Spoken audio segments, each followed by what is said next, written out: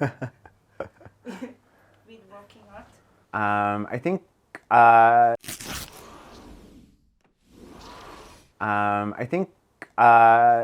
generally I'm happy with my decision to lock down and keep practicing art, but I wouldn't necessarily recommend it to people. It's not an immediately rewarding career. It tends to take a bit of patience and timing, really, more than anything. And I think there's a lot of frustration in there as well.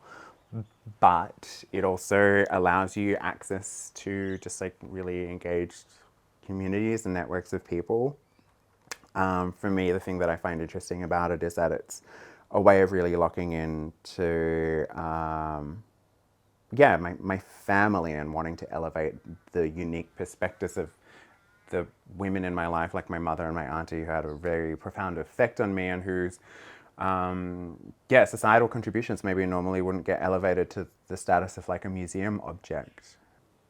I think my advice to any sort of emerging artist that wants to pursue a career is to really just have a reasonable set of like ambitions and sort of milestones that you would want to achieve for yourself, not necessarily based around like showing in specific places or having specific types of representation or selling particular works, but more just sort of like, I guess, creative little achievement milestones that you want to have. And it allows you to kind of like, take a sort of step outside of the industry or the industrialization of the practice, and then it kind of lets you try to find satisfaction in areas that are sort of sit outside of what are quote unquote normal metrics for success.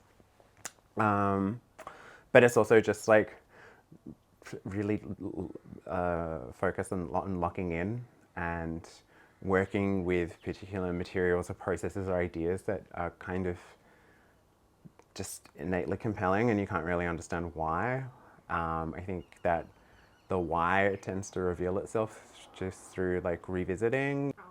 Yeah.